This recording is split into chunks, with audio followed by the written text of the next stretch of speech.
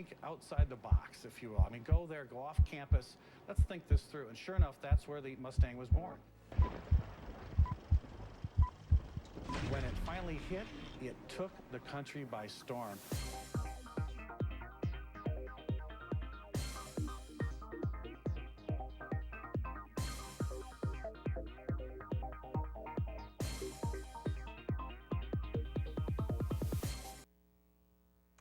Hello, everyone, and welcome to another edition of Cars in Context. I'm your host, John Clor. You know, this is the Motor City, and this is the show where we put cars into the context of your everyday life.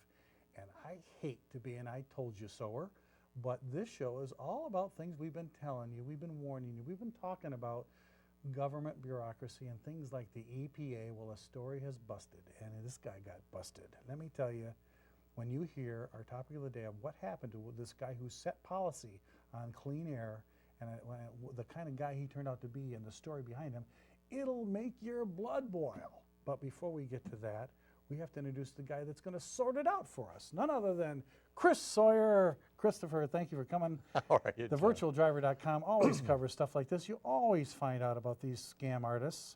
And you always What's the old saying? Takes one to know one? Well, yeah, I guess so. But no. Or just bad friends.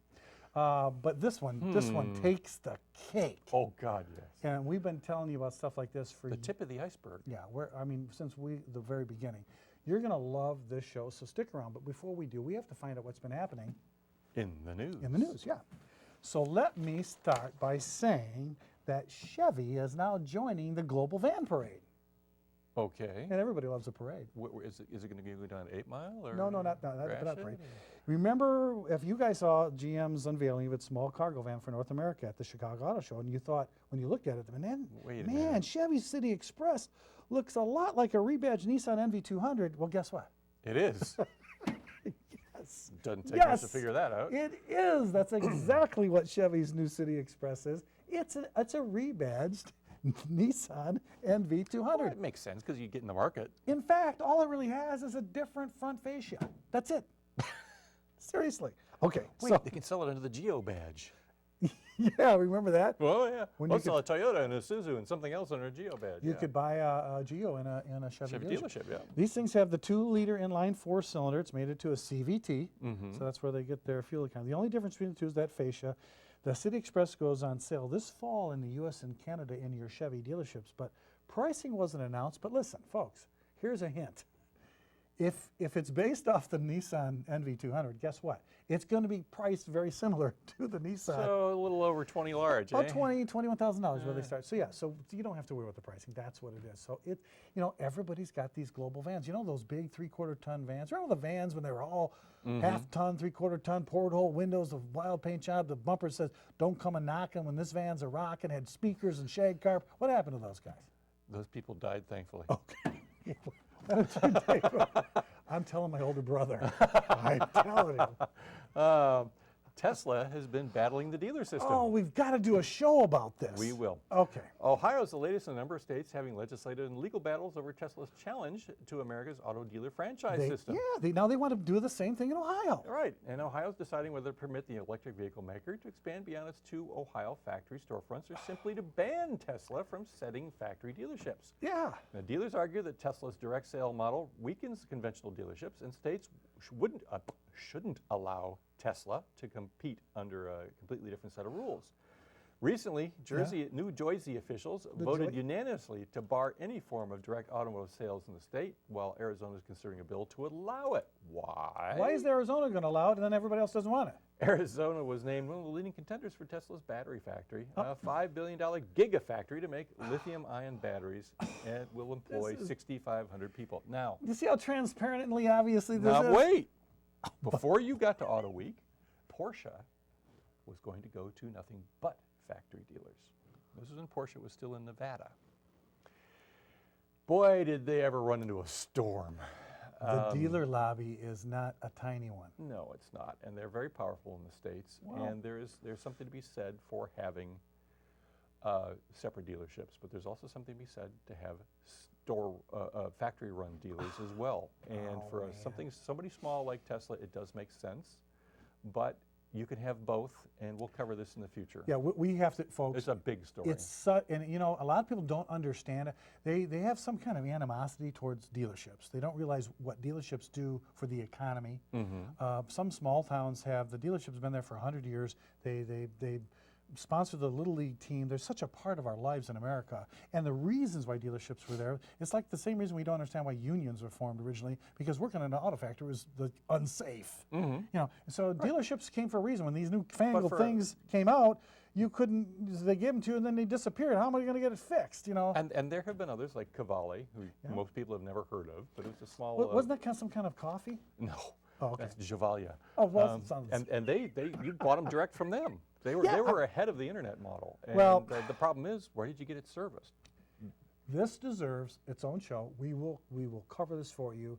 You need to have enough information to put this in context. But in the meantime, let's talk about something we've always been talking about. Why do we follow automaking in other countries? You say, you're supposed to put cars in context for me, John. Well, why do you care about what's happening in China? Because it's a global industry. That's right. And I'm going to tell you something about this next news item. The Toyota Motor Company is out of Australia. They're going to stop building cars in Australia. And if you've been watching our show, we told you first about GM saying, well, we're going to get out and we're going to stop building cars there. And they said, why? Well, you know what? People are buying all the imports, and it's too expensive to build the cars there with that volume. Then Ford had the same problem. Ford's been building cars there for 100 years. And what happens? They said, you know what? The imports came in and flooded the market. And they just said, you're not buying enough Fords to make it feasible to build them here. So we're going to get out. And now the last one building there, Toyota said, sayonara, Aussies. So it's a great big g'day, mate. Yeah, it's a big g'day. So they're packing up their bags. They're leaving Australia. We told you it was only going to be a matter of time until Toyota's leaving. But now, I make a prediction. It's 2017 when they're leaving. Right. Let's hear your prediction. I make a prediction that Australia, being the country that it is and having the number of entrepreneurs that they have, that there will be an indigenous car maker that arises out of the ashes of all of this. I hope you're right, because folks, it's not going to be, once Toyota leaves, then all the people that work at suppliers are going to be next. It's just a bad day. We'd love to see all these different automakers on their own continent building cars for their own people. It's what happens when you open your doors to imports and don't protect yourself. Yeah, well, yes and no, but we'll... Show on that one. Yeah, another show. All right, why don't you give me that? Okay, aluminum now claims it's at a tipping point. Wait, aluminum, you did a whole show on the commodities market with aluminum, and then you did another show on aluminum vehicles. Funny how that happens. As we indicated on those two shows, Ford's move to an aluminum-bodied full-size pickup truck for 2015, the F-150, will have many automakers jumping on the aluminum bandwagon. Now, think about this. Ford sells about 800,000 F-Series a year, and about 2/3 of those are F-150s. Wow. So that's about 534,000 F-150s that are aluminum. Wow. And so steel people have to be going, what?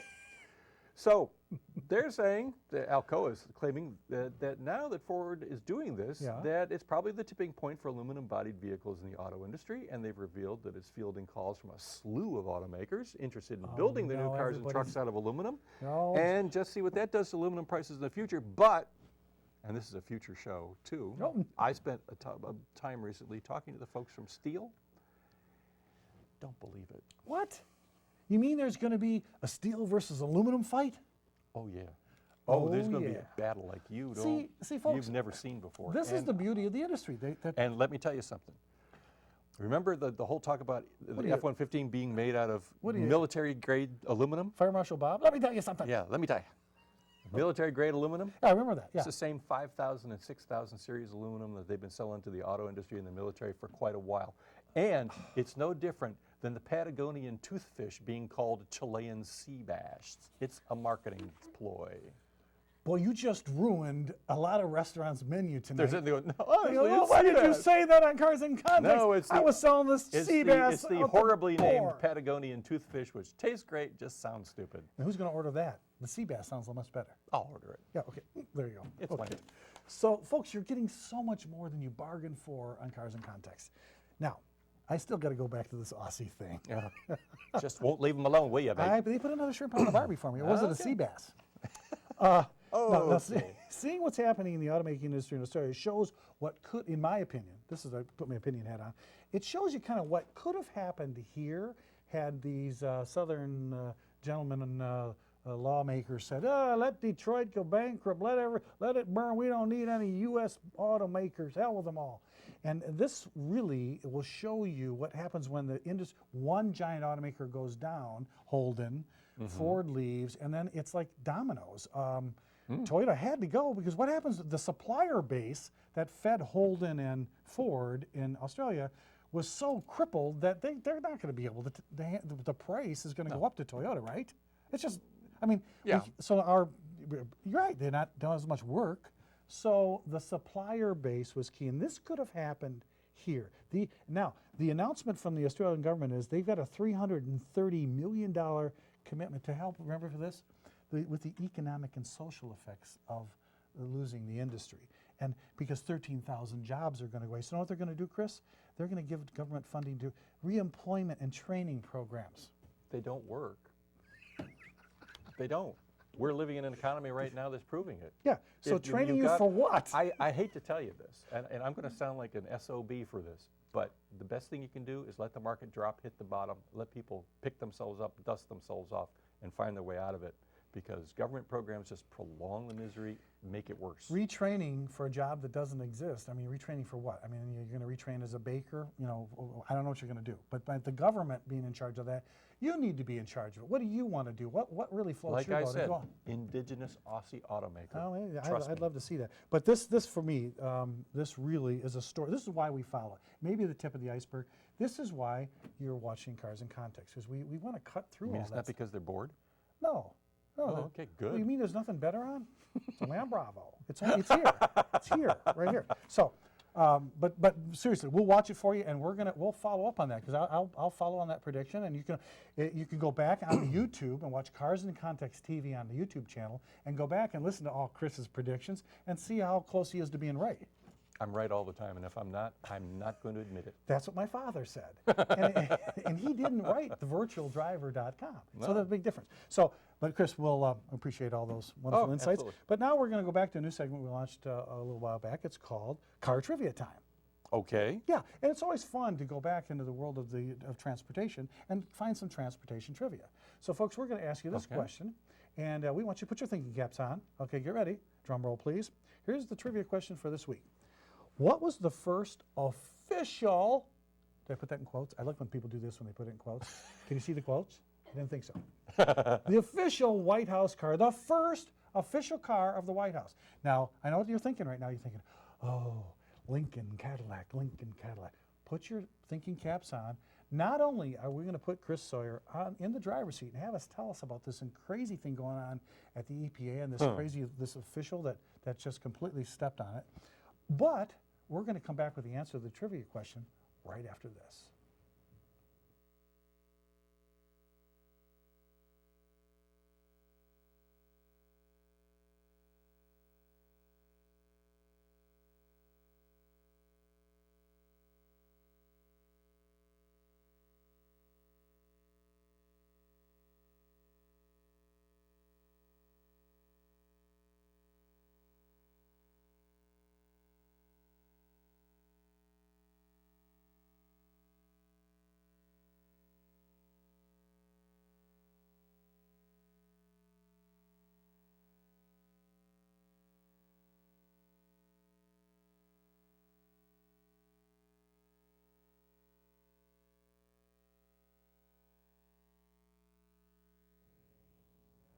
Hi, and welcome back to Cars in Context. I'm your host, John Clor.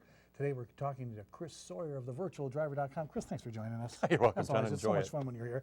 Chris is going to tell us about the EPA's dirty little secret, about this policy boss who got busted.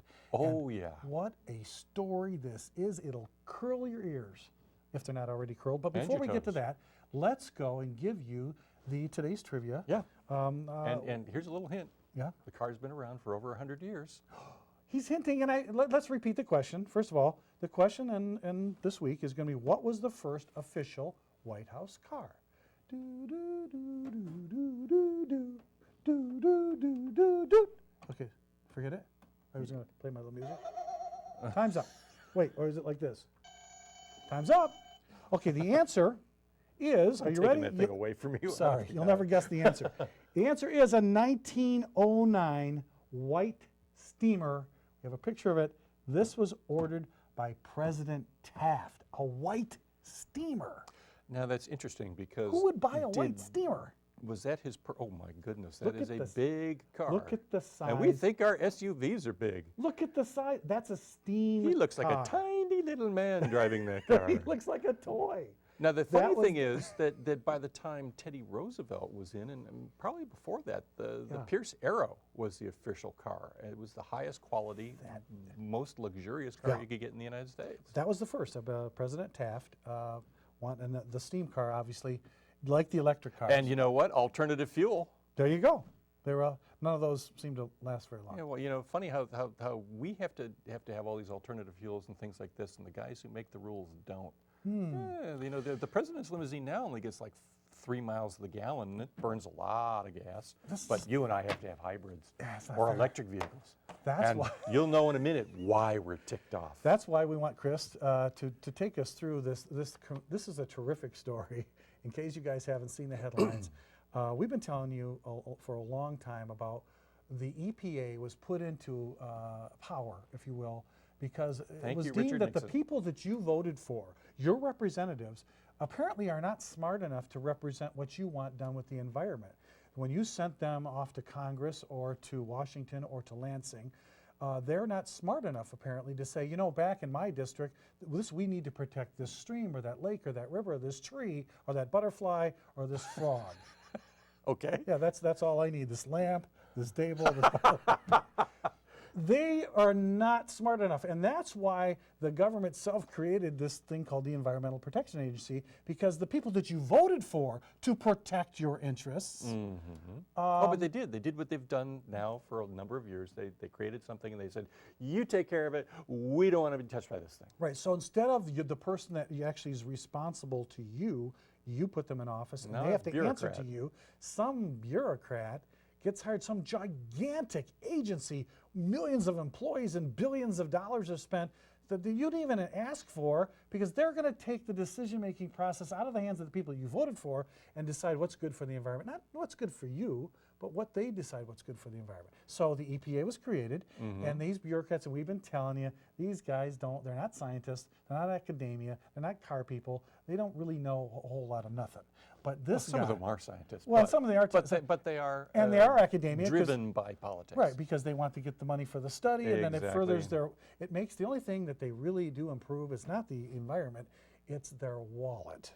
So now, Chris, we have the story just recently of John Beale. John C. Beale. Remember that name? B-E-A-L-E. Spelled the same name as Jennifer Beale. Oh, Like, well, doesn't look anything like her. No, she looks darn good. We do have for a picture 51. of John Beale somewhere. I think I'll Yeah, put him up. bald-headed man. Yeah. So So John tell us about C. the Beale. EPA's policymaker. He's been convicted of stealing nearly $1 million by pretending to be a CIA spy and had virtually no experience.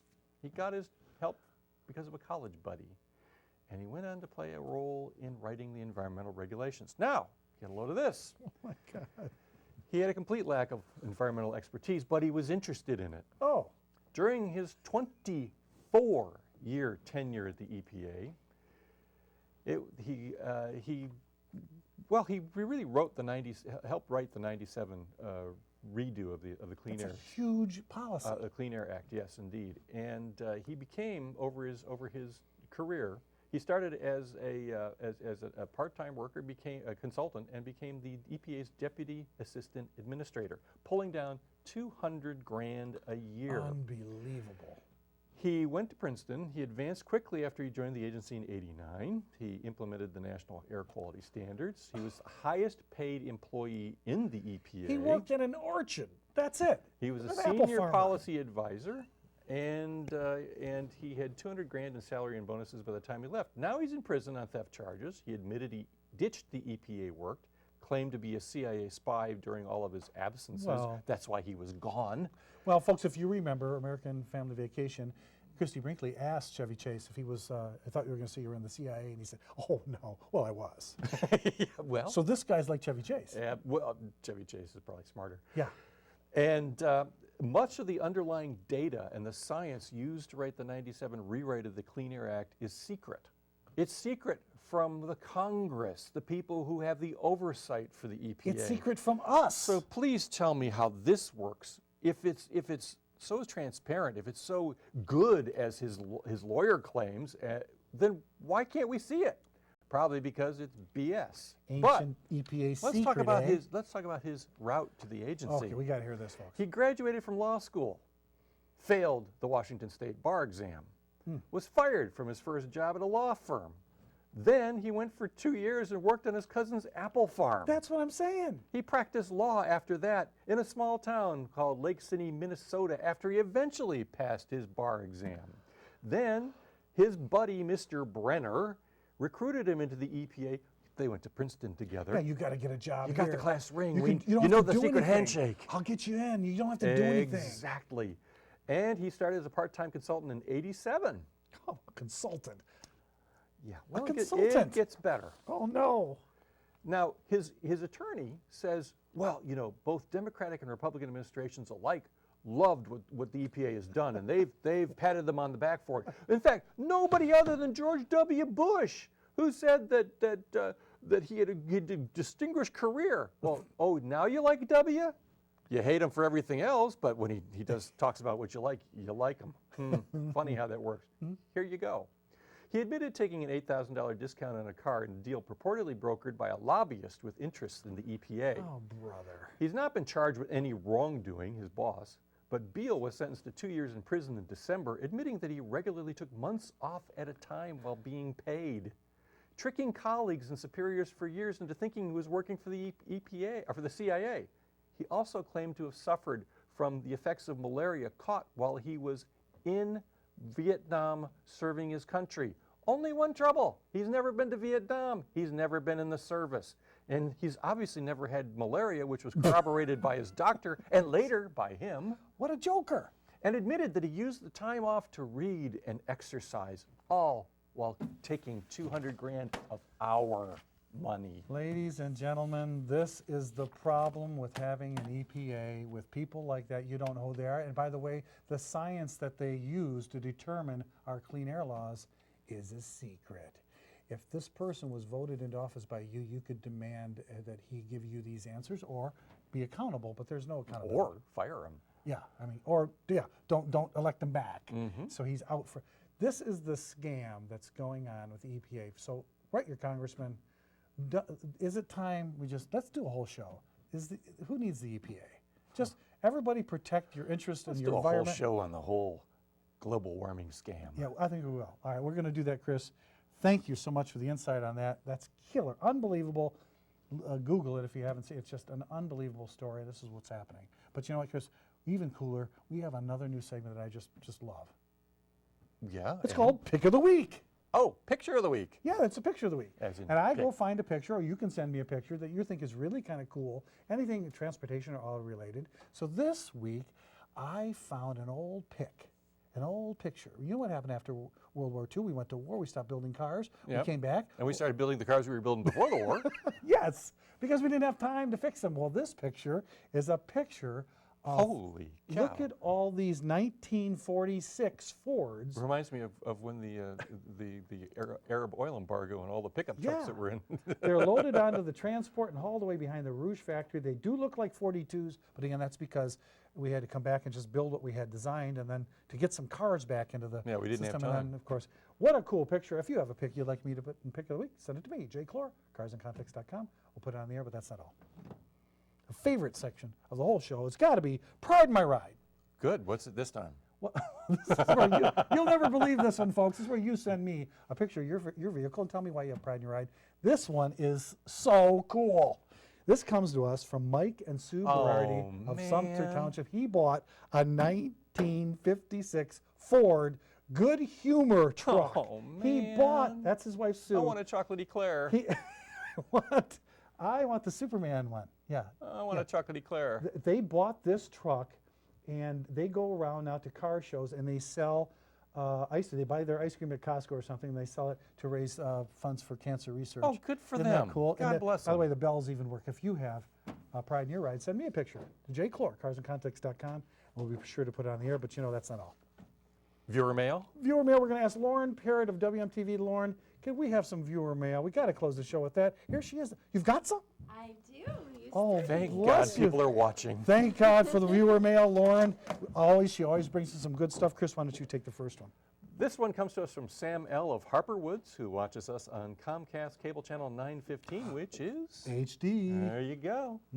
Dear Chris, loved your show about why people are driving less these days. One reason that you can add to the list is the cost of insurance. Tell me about it. Michigan car insurance costs are out of control, and the price of insuring a car in the city of Detroit and the community is surrounded is far beyond even the price of the vehicles themselves. Oh, really? What can be done to solve this? Oh, gosh. The new Michigan Insurance Commissioner, Chris Well. Sawyer of thevirtualdriver.com. One of the things we can do is we can change the law in this state that says that everybody has to cover everybody else who's not covered. And we can also lower the rate on what we pay for catastrophic and give it a certain time limit. Granted, people who are involved in horrible accidents, I understand, but there are other programs that can help take care of this.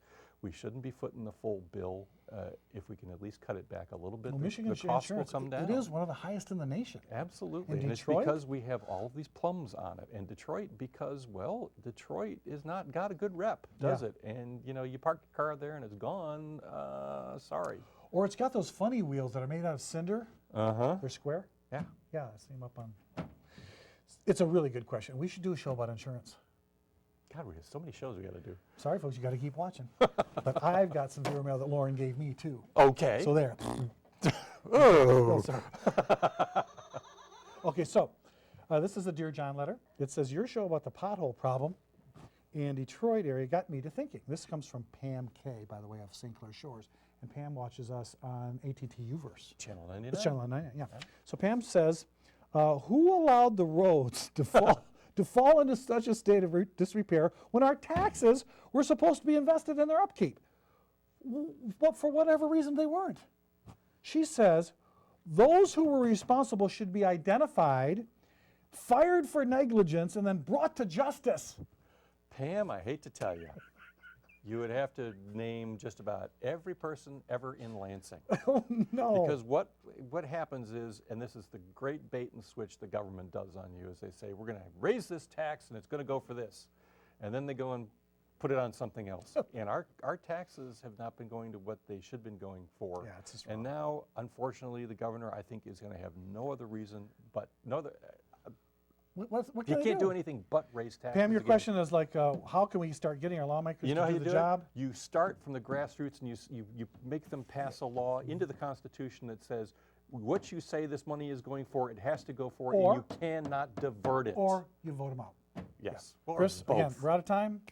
Thanks so much for joining us. You're welcome. We're going to join you on thevirtualdriver.com. Absolutely. Folks, thank you for joining us. And until next time, remember that knowledge is power. I'm your host, John Clor, and thanks for watching.